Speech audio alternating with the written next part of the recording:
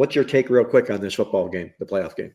The regression of Stroud, the offensive line, the loss of the wide receivers bother me. And it comes down to their play calling. They want to run the ball. They run the ball a lot on first and second down and put Stroud in bad position, always behind the 8 ball, trying to make it up on third down. So I have to criticize the offensive play calling. I guess I could criticize the head coach, but I'm not going to do that because I really don't know how much the offensive coordinator has to make all those decisions. And we're talking about the Chargers. Now, here's the Chargers, and we got to put this in there because we don't know the devastation of those fires in LA is where these guys live. And that's where they practice. I don't know how much effect these fires are having on the Charger players, coaches, et cetera, et cetera. If I live there and I'm worried, and my family, my wife, my kids, my pets, my property, this could be a real issue. And I don't know that. I'm just throwing it out there because it is a possibility. It's a problem. I like the game under. I don't think they're going to be a lot of points. We've got Jim Harbaugh, which we know is a great coach. He's taken them a long way. Herbert is a better quarterback right now than Stroud, who's having a regression year. However, I do think he has a great future, but he is in regression, and Herbert has played very well down the road. And Harbaugh's he's as a coach, he's a genius. Look at everything he's done. Every place he's been, Stanford or San Francisco or Michigan, he's everywhere he goes, he wins. So I'm going to keep you here, Jim, because I know everybody wants to know what you're looking at, and I know you have to get off and going here. So I'm going to move on to the next game with you, and we'll circle back with the crew here in just a bit after you have to part. Baltimore-Pittsburgh, classic AFC Central matchup. Obviously, Mike Tomlin been there, done that. Baltimore looks to be a monster here right now at the stage of the football season. What do you take on this game? Are you laying the points or are you taking them? I bet a teaser on Baltimore and under. And I went under 46, and it's now 43.5. Now, this is, you know history better than anybody. You know the trends and stuff. Tomlin gives this team a hard time. He gives them a tough time. They've already played twice. Once was close. The other was a blowout.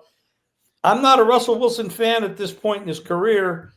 And the way that Baltimore runs the ball, you got Henry with 1,900 yards. You got Lamar. You got a big edge with the running game and with the quarterback. And the way, how many teams have lost 4 games in a row that make the playoffs? Not very many. And they don't look good doing it. They got lucky and covered against Cincinnati the other day with that backdoor cover, which I'm glad they did because I know one team that did. The New York Jets. The New York Jets, I think, lost 5 straight games back in, I don't know what year it was, in the 80s or something. And yet they still made the postseason. The Mark Sanchez years? No, that was way back. Okay. Those are the Ken O'Brien years. Okay. And then Walt Michaels was the coach at the time. They beat the Chiefs in the first round. That was the game they led the Browns in the second round, had the big lead, and then lost it. They had led by 2 scores with 3 minutes left and lost it. So there is precedent on a team that has a losing streak. 5 straight losses and did the Jets ended because they got off to an 11-1 start. Wow. And then they lost 5 straight to go into the regular season.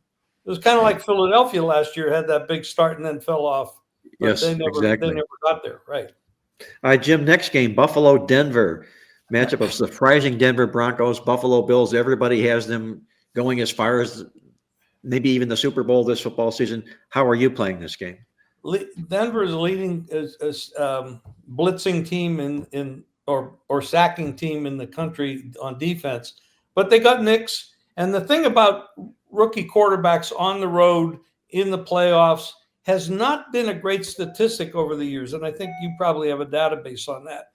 But going to Buffalo with Josh Allen, I don't think Buffalo's as good as Baltimore. So if they matched up, I'd probably be on Baltimore. I know I would.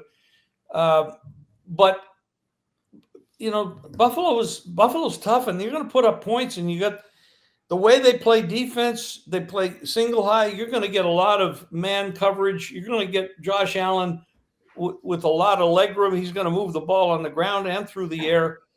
I don't see Denver stacking up well in this game with a rookie on the road, even though I'm a big fan of how he's developed. Knicks, I'm talking about, and Sean Payton as a head coach. I'm a big fan of both. As a matter of fact, I probably like Payton better than the Buffalo head coach, but Buffalo has, I think, right now a better team.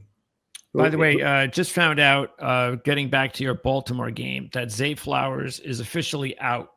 So he's not going to be playing for the Baltimore Ravens in their game against the Steelers. Which further helps the under. The under. Philadelphia, Green Bay, Jim. Big battle in the NFC. Number 2, Philadelphia. Number 7, Green Bay. What do you think happens here? Watson's on the IR, so he's not going to be there, and he takes the lid off the offense for Love, which could be an issue. Because Philadelphia has a pretty good defense. They run the ball extremely well. Green Bay's probably, I don't know if they're number 1 in rushing the ball or number 2, but they're really up there. And Philadelphia, of course, is 2. And then you got Hurts coming off the concussion protocol. And statistically, when somebody comes off the concussion protocol, they have about a 12 to 15% decline in performance, which could go along with the fact that maybe you're scared to get hit. Maybe you get racked up one more time, your career might be over. So they might run the ball. I mean, Barkley is incredible. You got running game on both sides. I see a lot of grinding in this game. I cannot lay this kind of spread with what I think is going to be a low-scoring game. So I'm under on this game. How about Tampa and Washington, Jim, the second to last game being played here? Washington's another rookie on they got a rookie quarterback on the road. I like what they've done there. They got rid of the owner. They got a better coaching staff. Quinn is good. Daniels is very good, 12-5 record. But there's some kind of magic going on with, I don't know what the hell he's eating these days, but Baker is just a different guy. If he's an MVP candidate on a not so great team.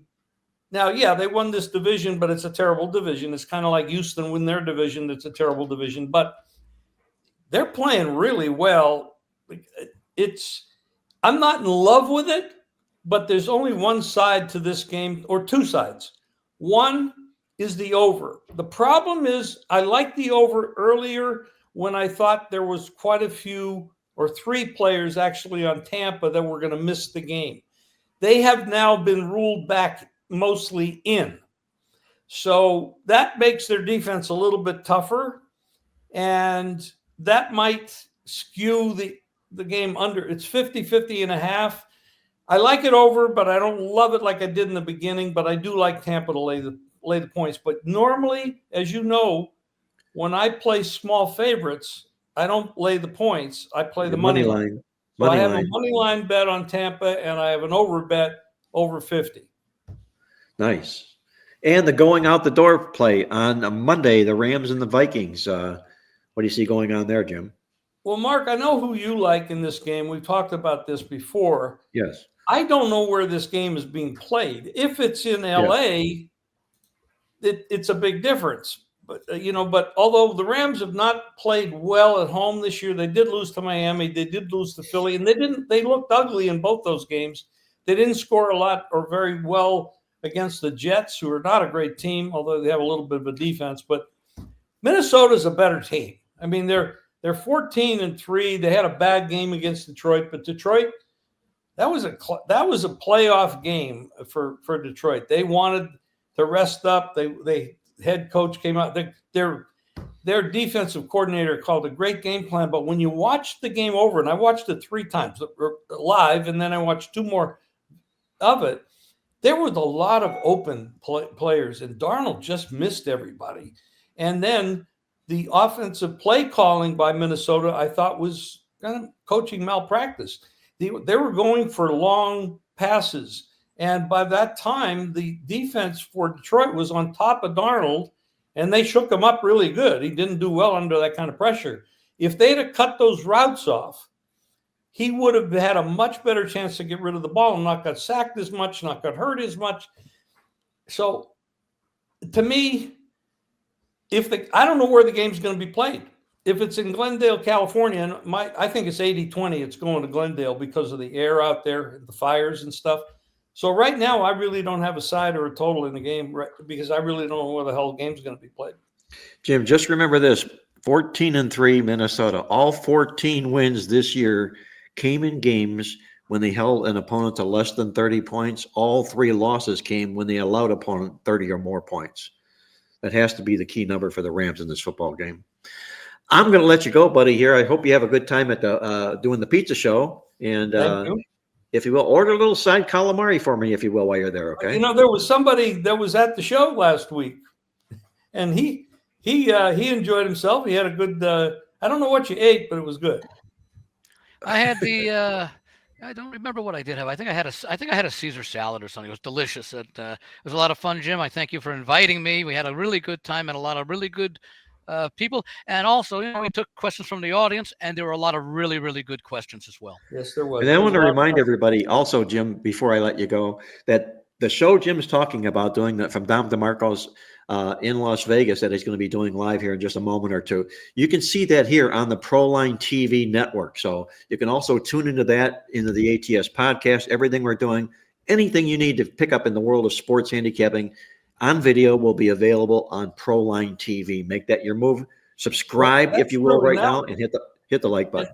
And now that Greg is doing with Brady Ken and the golf, and then he had a horse racing show. There's a lot of great information on there. You really got to go check it out. And when you go there, make sure you subscribe and hit the thumbs up because that really helps with everything. We like thumbs up. All right, Jimmy, have a great show. Be well, and we'll catch up with you next week, okay? Thank you. Thank you, guys. Okay. Good luck, everybody. Thanks.